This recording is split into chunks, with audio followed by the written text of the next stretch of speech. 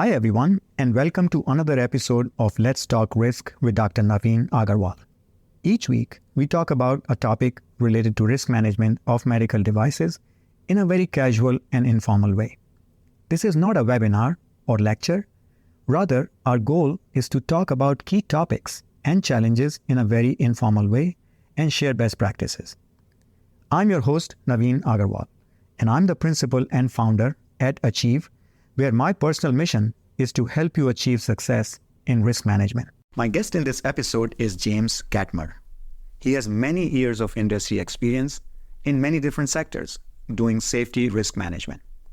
We are talking about fundamental concepts such as hazards and hazardous situations that tend to cause a lot of confusion in real-world practice. In this discussion, James is talking about whether we should consider hazards as events or states. There are two different types of hazards, and the duration of exposure matters. So this is a fascinating concept, and we are exploring this in a very lively conversation in this discussion. Now, we had this conversation as part of our weekly live discussions on LinkedIn. You're about to hear a recording of our conversation. So sit back, relax, and enjoy the show. Well, hello and welcome everybody. Happy New Year to all of you. I'm so excited to connect with you again in the new year. Good to see a lot of familiar faces in the audience today and many new people joining us today. So welcome to all of you. I hope we have a great session today. But most importantly, I want you to participate. We'll talk about 15 minutes or so with my guest today, James Catmur. But after that, the session is open. And we want more dialogue, more conversation. And that's how these sessions go. So with that, guys, I'm so excited to welcome James Catmur today. And we're going to talk about a topic which is so dear to my heart, partly because I'm personally quite confused about this topic, even after years of sort of learning and reading and experimenting and talking to people. The topic of hazard and hazardous situation brings me still a lot of heartache and confusion. And I look at it this way. If I'm feeling this way, I'm sure there are a lot of people out there who are maybe also feeling this way. But maybe there are also a lot of people who have understood it at a deeper level, and maybe they can share those insights with us.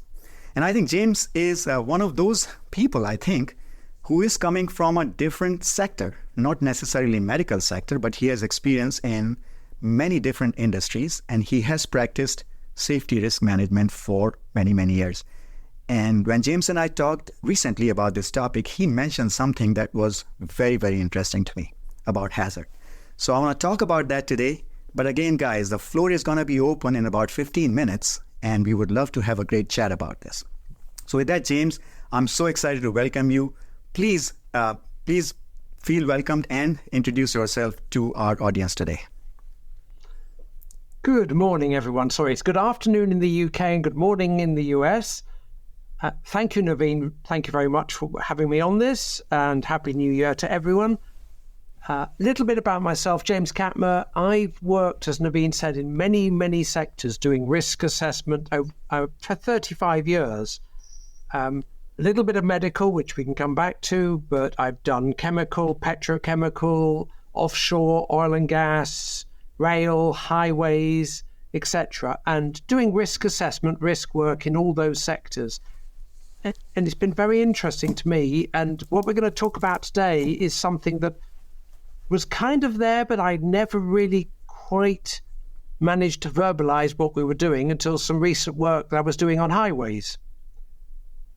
Awesome. Awesome. So, like I mentioned today, we're going to talk about really understanding the term hazard at a slightly deeper level. And I know we have defined this in our standards, for example, as a potential source of harm. For a long time, I've struggled with that because that definition is not wrong, but it is not sufficient for me to really understand what a hazard is. So, James, let's start from there. And of course, in our industry, as you know, we also use the term hazardous situation. And sometimes there's a lot of confusion about what's a hazard, what's a hazardous situation, how is it connected to risk, and it's all a mess. In my mind, at least. So I'm actually admitting my own ignorance, hoping that we'll have a good discussion and we'll learn from each other. So James, if you could start just by sharing with us what is your perspective on the term hazard itself? Okay, so the work I've been doing on highways for now the last almost 20 years, we about 20 years ago said there are two types of hazards. So we're immediately creating two classes there. One we called a state. That is a hazard, the severity of which depends upon its duration. So if it's there for a very short time, the potential severity is lower. If it's there for a long time, the severity is higher. Now you can say those are related and maybe it's not severity, maybe it's probability of a severity. But we said there are states. We want to be very clear how long the state lasts for. And then we said there are events. They are short duration hazards, and we've been debating fairly recently what we mean by that. But a short duration hazard, and the severity depends therefore on the frequency of it really, and has nothing to do with its duration. So we separated those out in our minds about 18 years ago. We've recently been back round that loop. We have on highways about 120 hazards we like to use. And we actually went back round it and said, a lot of the ones we've had as events aren't. They're states. And we changed them, and that has changed our risk perspective on highways. Because how you define them, a state or event, affects how you analyze them, and it affects your view of the risk, was what we believe. I then went through all my previous work in other sectors and said, you know what, we've always had states and events, but only the chemical sector said if it's a state, then the dose is what you use to assess the risk. And if it's an event, the direct impact is what you use. So the simple example would be an explosion, it's the overpressure. But a chemical release, it's how long that release is for. If you release chlorine for 30 minutes, the severity will be very different from releasing it for 10 seconds. Interesting. This reminds me of my early days as a young engineer. I worked in a petrochemical plant, and we have dangerous chemicals flowing in, sub-zero temperatures, high pressures through pipelines, and they're stored. I can totally understand where you're coming from. Now, in terms of medical device industry, one of the things that I think we struggle with is delay in treatment. Well, how long? And what is the impact of that? So I think what you are saying makes sense to me in considering these the hazards or hazardous situations in the context of the time. So James, can you give an example which might be more relevant for our audience from a medical device point of view, where this might be relevant? I've done work on medical devices, not much, but a little bit. And the one I worked on was to do with the dosing of muscle relaxant during surgery. And it was about, the big hazard we had is an awareness event where the patient ceases to be sedated, but because of the muscle relaxant, they cannot react. So the team of surgeons don't know that they are not sedated. And we did work on that, and I'm not going to go into the details. Many years ago, it's before the standards you're mentioning, Naveen, so we had to kind of invent what we were doing, but we knew that the duration of the awareness event affected the severity of the awareness event. You meaning like how long they were in a state of like potentially unresponsive state because they just could not respond? Is that what you mean? Yeah, they are, in essence, they are not sedated, but they cannot tell anyone they're awake, so as to speak. So they are feeling all the pain, but they have, because of the muscle relaxant, they cannot respond and make people aware. This is a very important point because generally in that setting, people ask you on a scale of 1 to 10, how would you rate your pain? Because everyone is different. And if they cannot respond and tell you what state they are in, you don't know exactly how to respond to that situation. So no. This is very fascinating, guys. I would love to have a lot of conversation on this. So I think I'm going to start inviting audience members here. Guys, you know how it goes. Please raise your hand virtually, and I will bring you on stage with a conversation with us. We are not seeking solutions here. We are seeking a conversation to explore this topic and develop a better understanding. So it could be a comment, it could be a question, it could be something from your experience. If you have come across this dilemma as you do risk analysis, I would love to hear that from you. So I do have a few folks requesting to join, so let me bring them on. Ravikant, you are first. Please unmute your mic and share what you have in mind. Oh, okay. Oh, yeah, I can hear you now. Sir, I was speaking to myself on mute. Sorry. No problem. It happens. Go ahead, please. Welcome. Thanks for the opportunity. So the concept of this delay, I think we had this issue. We kind of, thought about this, and it varies from product to product and how it is used on. For example, say if you are treating a cancer using oncology machines, the medical affairs knows very much up to what patient, how much we can delay the treatment. It depends upon the severity of the cancer and how long it can be delayed.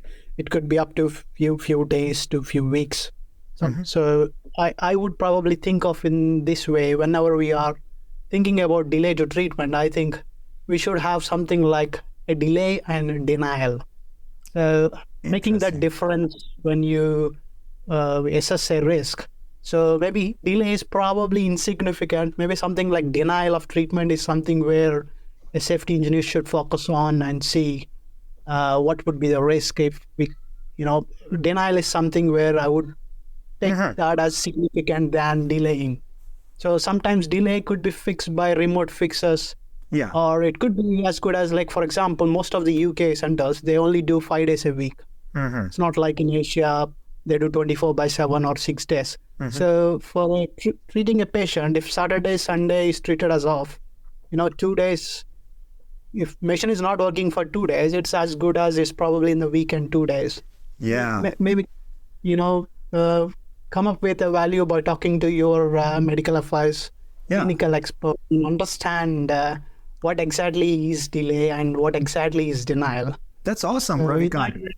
Thank you for sharing this. I think what I'm hearing you say is that this awareness of the potential consequences that could be related to this factor of time is important, and we must acknowledge that in our assessment. So thank you for sharing that. Amit, I'm going to invite you now to unmute your mic and please share what you have in mind. Yeah, how are you? Happy New Year to everyone. I just wanted to bring up the point about, severity levels and hazard analysis.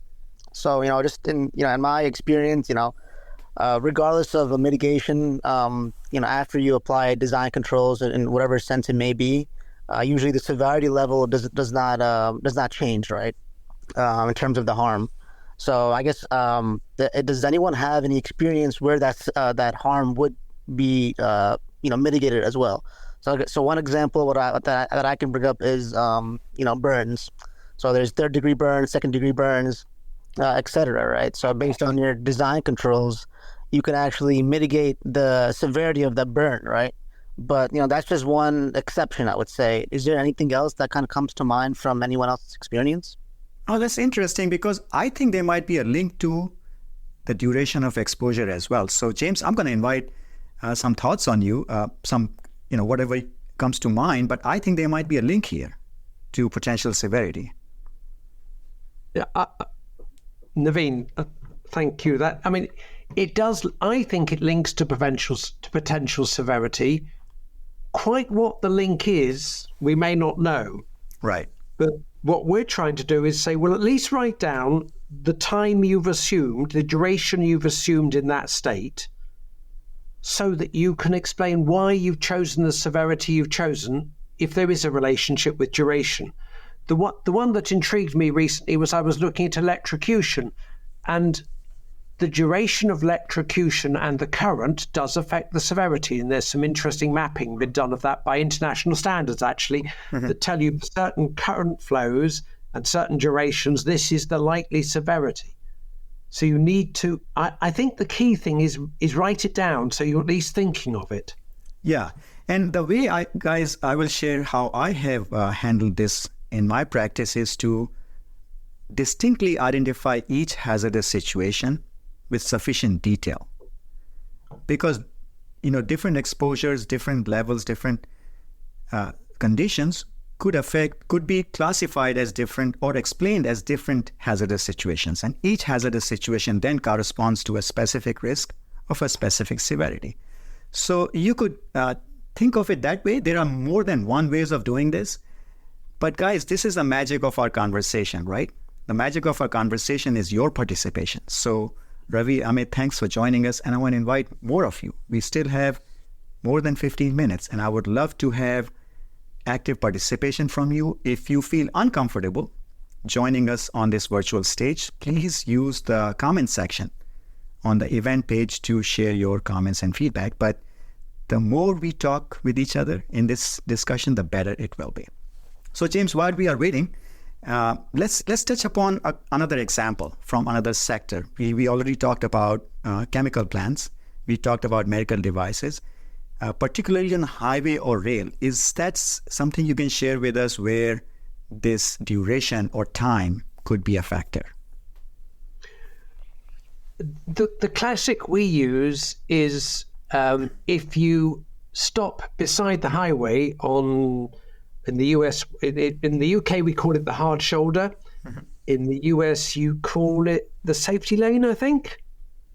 Beside the highway on the right on your hand. Yeah. And we there were two hazards we have there. There's the hazard of actually there's three. There's the hazard of stopping, the hazard of being there, and the hazard of leaving. So we differentiate those three. The first one and the last one we say are events, because your risk is really related to what happened, the hazard of because leaving the hard shoulder means you're moving out into moving traffic. Mm-hmm. So let's take that one. That has a hazard. The hazard of being there stopped, it's the duration that matters. If you stop there for 5 minutes, your risk is much lower than if you break down and stop there for an hour. Mm-hmm.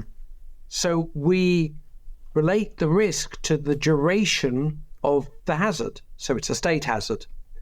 And we actually have some fairly good data on the risk per minute, if you want to call it that, of being there.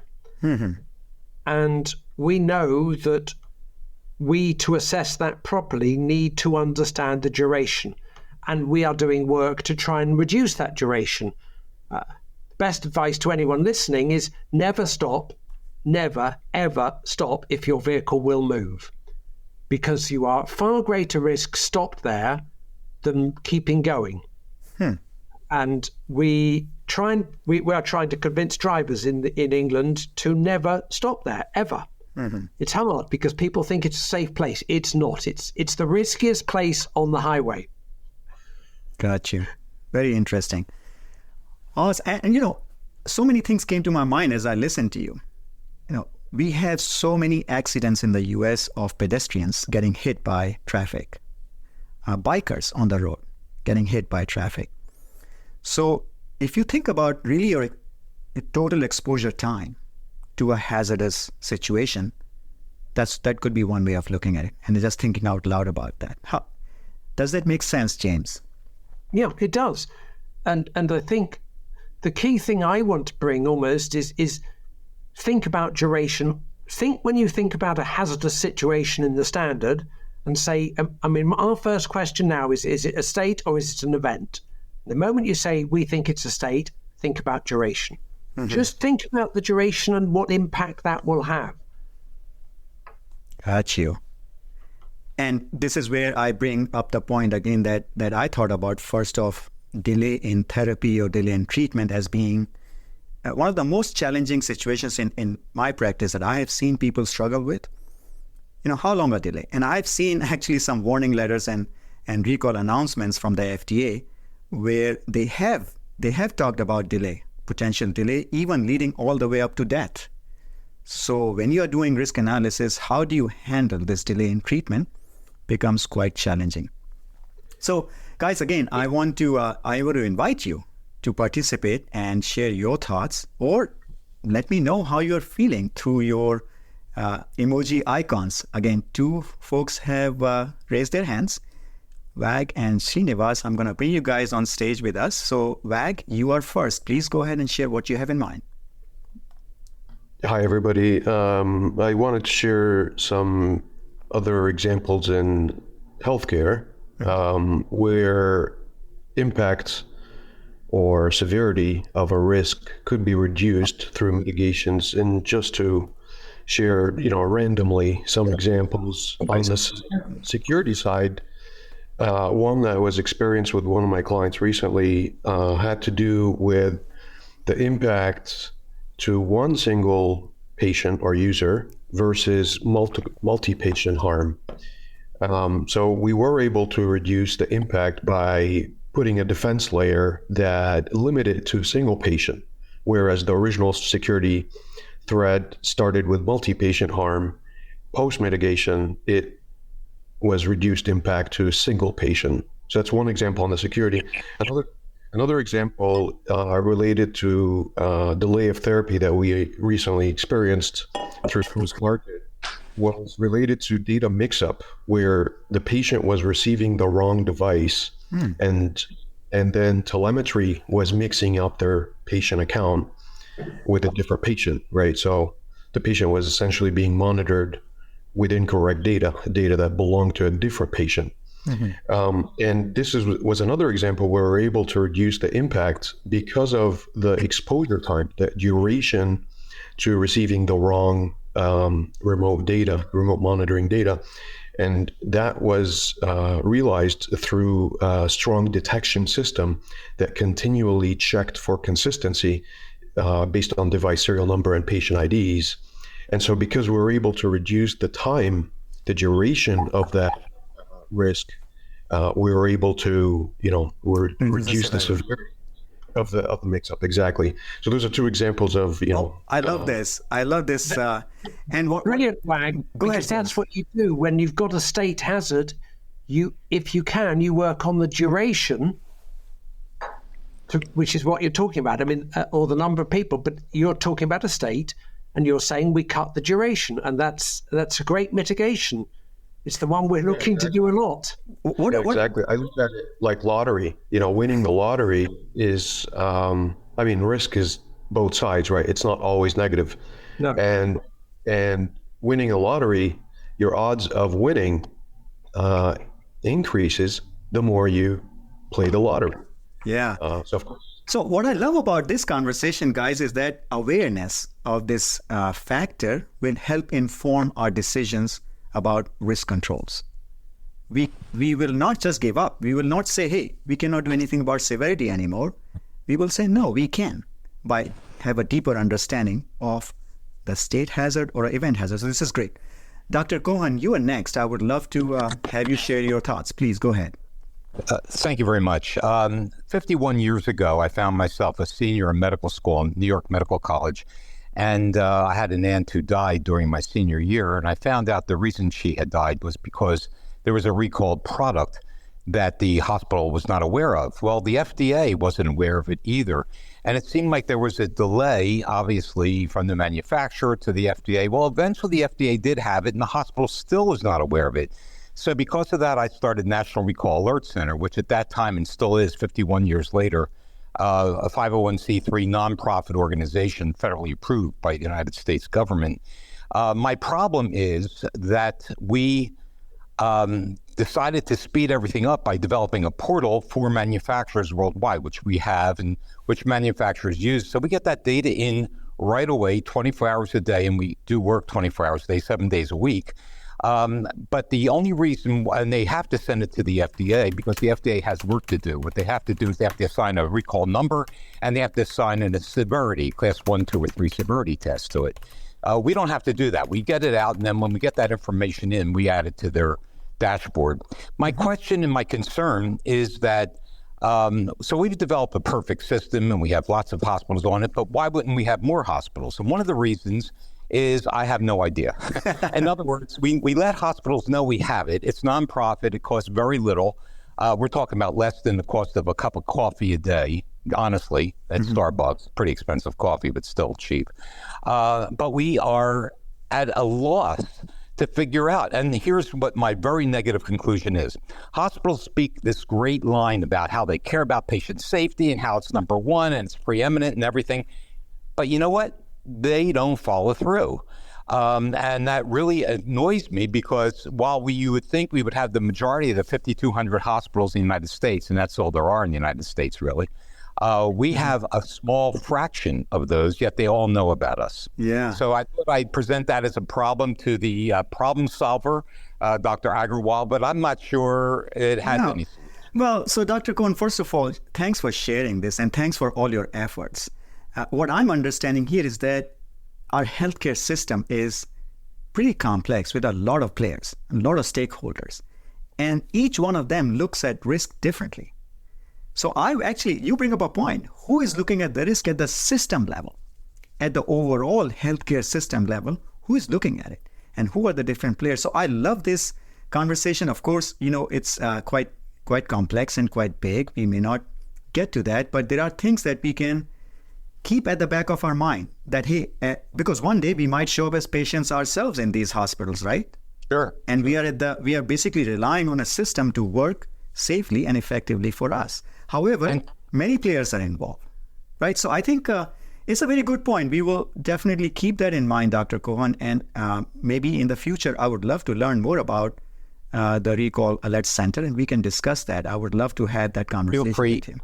Yeah, certainly feel free to call me at any time and or contact me any way you want. I can tell you that your observation is very on the mark because we noticed in looking, we do have over 1,000 of the 5,000 plus hospitals, but we noticed the marketing of it. You would think that just the risk managers would be interested or the quality assurance people. Yeah. But we have at least 30 different types of people who give their titles, and they're not risk managers. Yes. It could be nursing stations. It could be housekeeping staff. I know that surprises everybody. Certainly surprises me. So I think you're right on the mark, and I don't know how to get around that. Well, and I do think if we do get around, I'm still not sure they care. We'll figure it out. Roger, you're on. Please go ahead and share what you have in mind. So I was just wondering if James has read the hazard analysis primer. We talked about that here in the program, maybe as early last year. Yeah.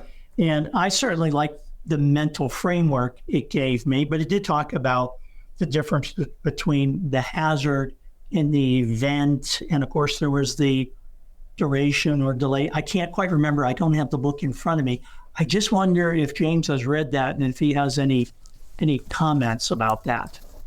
James, just for your information, I think Roger is referring to the work of Clifton Erickson, if you are aware of that. But that's just one body of work in system safety engineering. Thank you, Roger. Good question. The honest answer is no, I've not read it. I need to. You've just highlighted something I need to read because I am trying to sort in my own head as well. How do we deal with states and events, and how should we manage them? And we've done a lot of work on it in highways recently, but we haven't got an answer yet. Mm-hmm. So if someone's got the answer, I'd love to read it. Well, I think this is the reason why we talk to people from different sectors and different industries, right? And when I became aware of Erickson's work, I was fascinated. I had not heard about that work. He's coming from the aviation space. And the way they treat hazard as an entity, as a distinct object, is very fascinating. It is different from two distinct objects we treat as hazards and hazardous situations in our medical device world. That world is different, and I think it has some advantages. So, James, I can share those references with you after this show, and also share with our colleagues here in the program notes. So, guys, again, this is a fascinating conversation. We could, of course, continue forever. But if anyone else has any other thoughts to share, please raise your hands. I never say no to anybody, even if it's at the very last moment. But I would like to now take some time and, have James think about a couple of points that he can share as takeaway points. But in the meantime, I want to share with you some housekeeping announcements. The very first one, guys, is that next week, I'm going to have a special session. That session is a listening session. Now, we have done these conversations over 35 to 40 weeks throughout 2023.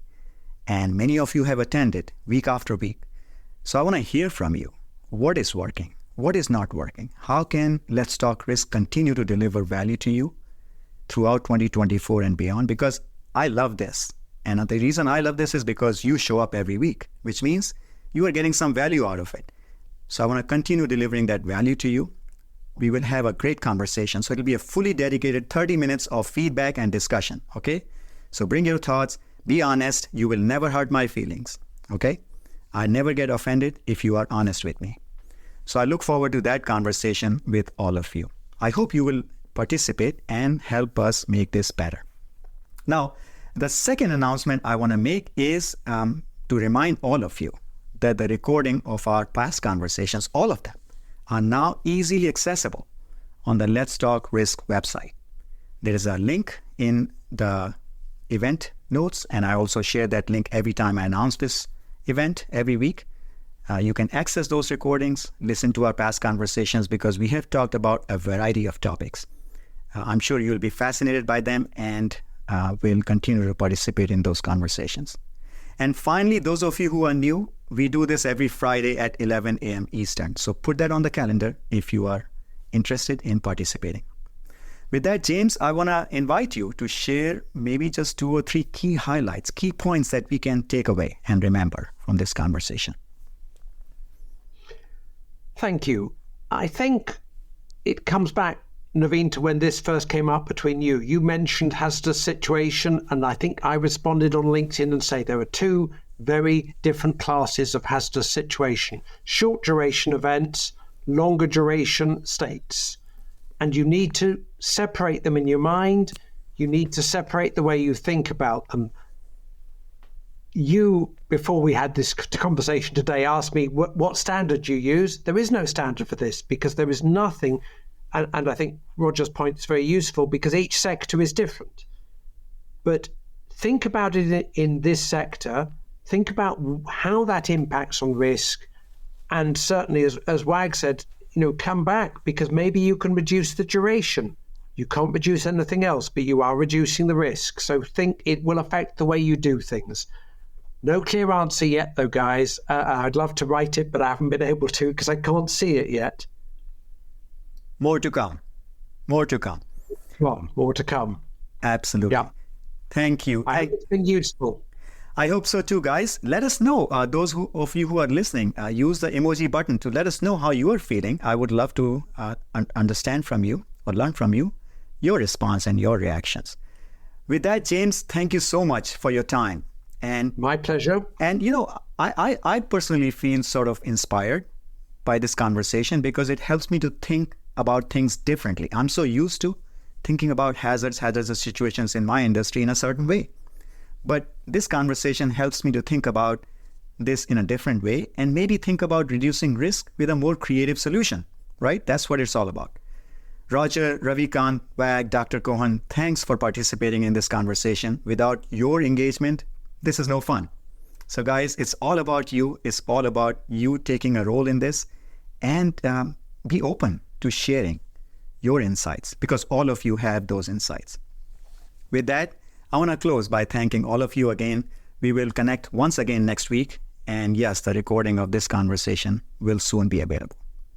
Have a good weekend ahead, guys, and talk to you next week. Bye-bye.